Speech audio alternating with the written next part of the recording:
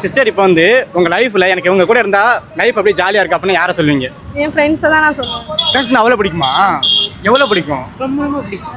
எவ்வளோ பிடிக்கும்னா நம்ம அம்மா அப்பாட்ட கூட கொஞ்சம் நேரம் கஷ்டத்தை சொல்ல மாட்டோம். ஆனால் ஃப்ரெண்ட்ஸ் கிட்ட எல்லாத்தையுமே சொல்லுவோம். சோகமாக இருந்தாலும் அவங்க கூட இருந்தோம்னா அப்படியே சிரிச்சிருவோம். ஏன்னா அந்த கவலையெல்லாம் அவங்களோட இருந்தால் மறந்துடும்.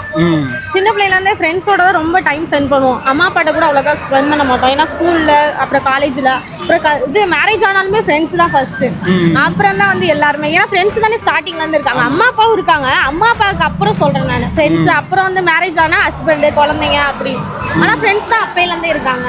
ஃப்ரெண்ட்ஸ் கூட தான் நாங்கள் நிறைய நேரம் இருந்திருக்கோம். எங்கே போனாலும் நாங்கள் இங்கே தான் போயிட்டு வரோம்னு சொல்லுவோம். ஆனால் நாங்கள் ரொம்ப தூரம் போயிட்டு வந்துடுவோம் தெரியாமல் போய் சொல்லிட்டு. சின்ன பிள்ளைலனா இப்போ நாங்கள் கல்யாணம் ஆயிடுச்சு இது ஹஸ்பண்ட் கிட்ட கேட்டுட்டு போகிறோம். ஆனால் கல்யாணம் ஆகிறதுக்கு முன்னாடி சொல்கிறேன் நான். கல்யாணம் ஆகிறதுக்கு முன்னாடி அம்மா பக்கத்தில் இருக்க கடைக்கு போயிட்டு வந்துடுவாங்க. முக்கம்பூருக்கு போயிட்டு வந்துடுவோம். எங்கள் அம்மாவுக்கு தெரியாமல் ஒரு தடவை ஆற்றுலலாம் மாட்டிக்கிட்டோம். நாங்கள் அன்னைக்கே நினச்சோம் நம்ம டெத் இன்னைக்கு தான் அப்படின்ட்டு. எப்படியோ தப்பிச்சு மேலே வந்துட்டோம். நான் கூட மேலே வரையுதுங்க. என்ன எல்லாம் பிடிச்சி நீ இழுக்குதுங்க உள்ளாக்க போட்டல்ல சொல்லி. எப்படியோ அது வந்து கடவுளோட சித்தம் தான். நாங்கள் அன்னைக்கே போயிருக்க வேண்டியது. ஆனால் வந்துட்டோம். எப்படியோ அது எதனால ஃப்ரெண்ட்ஸ் நம்ம கூட இருந்தனால தான். ஃப்ரெண்ட்ஸ் தான் எப்போதுமே. காசுக்கு ஒரு பஞ்சம் வந்தாலும் பாசத்துக்கு பஞ்சம் இல்லை.